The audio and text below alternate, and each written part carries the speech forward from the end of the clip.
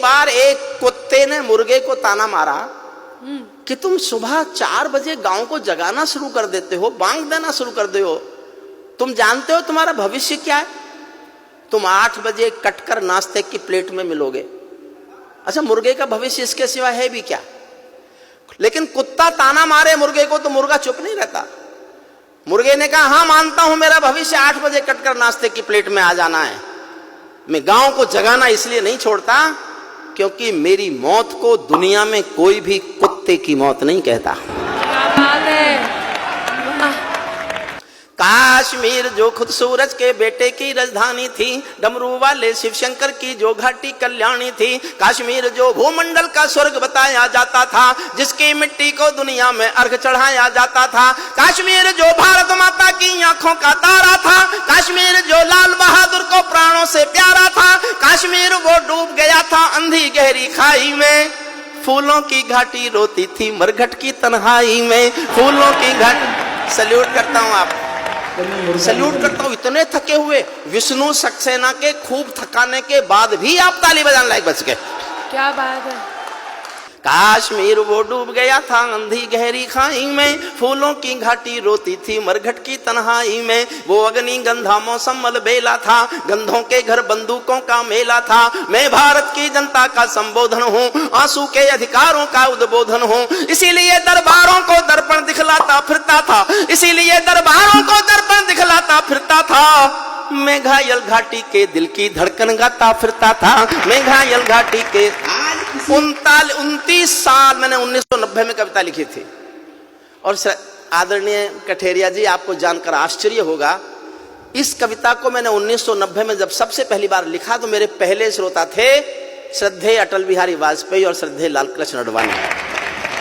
दोनों बैठ के रोए थे, दोनों बैठ के रोए थे।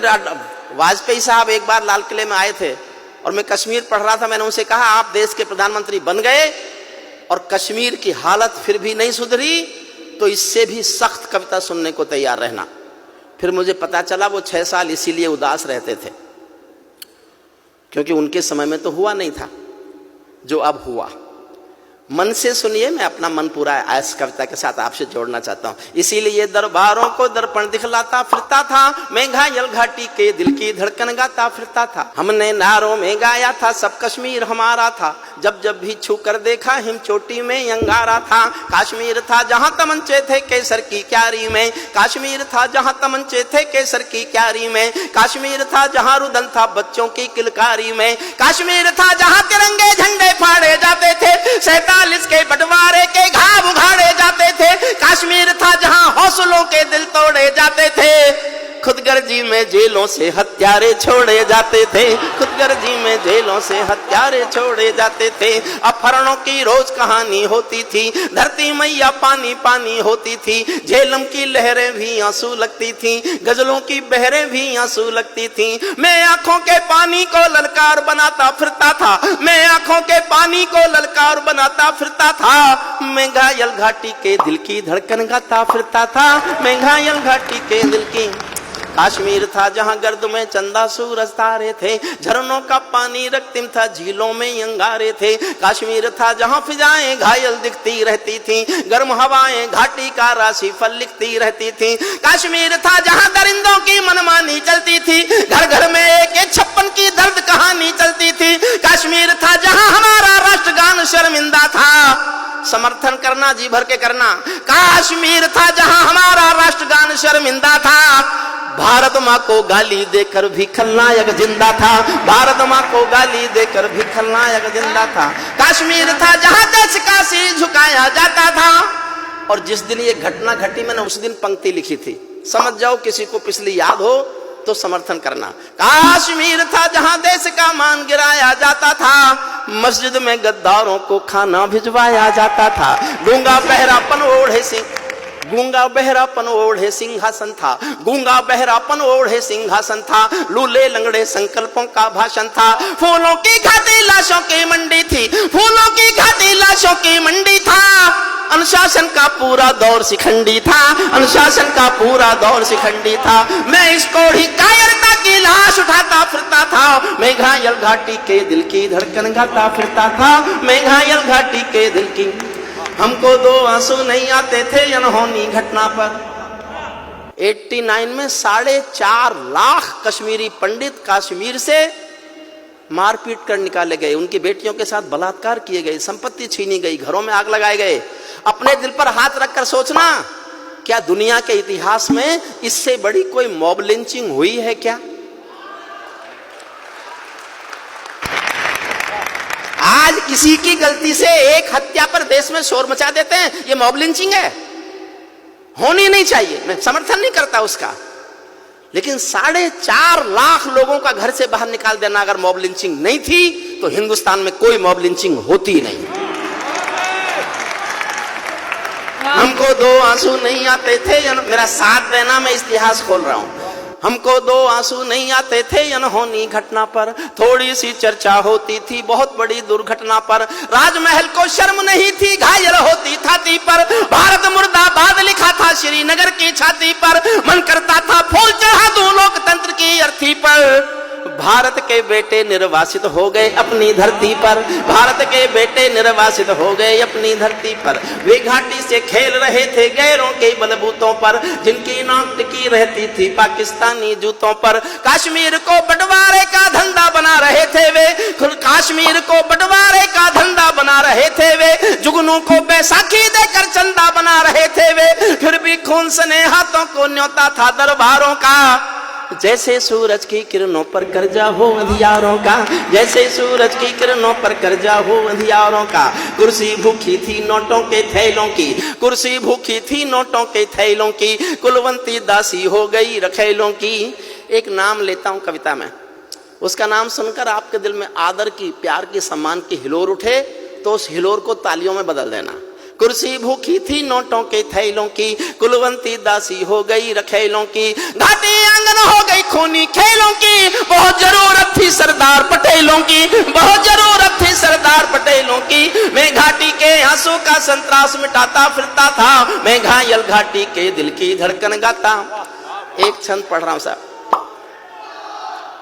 भारत मां को इस समय सोने दो, बड़ी मुश्किलों से इस बहादुर सरकार की कोशिशों के बाद भारत मां सुकून से सोने की हालत में आ गई। वाह वाह वाह वाह वाह, बहुत बढ़िया। मैं एक छंद पढ़ रहा हूं।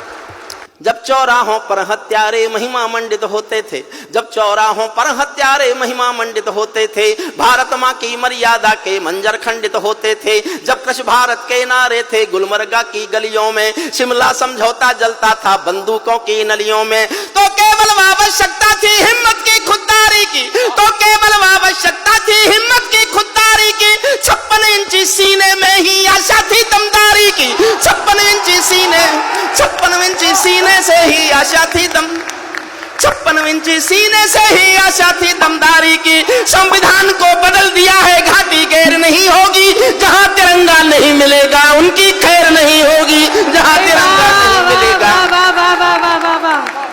बहुत प्रणाम करता हूं आपको साहब, क्या बात है।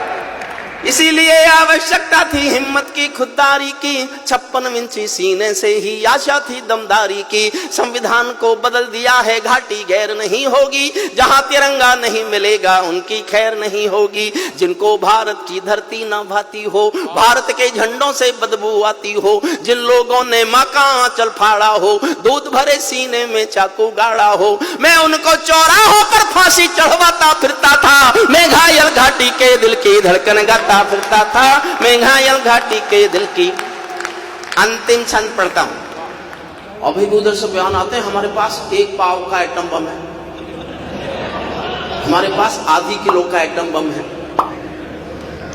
देखिए साहब, मैं बोलना नहीं चाहता, सांसद जी आपसे अनुमति लेकर आपसे माफी मांग के बोलता हूं, और ये मैंने बहुत दुखी होकर बोला, ऐसे नहीं बोला।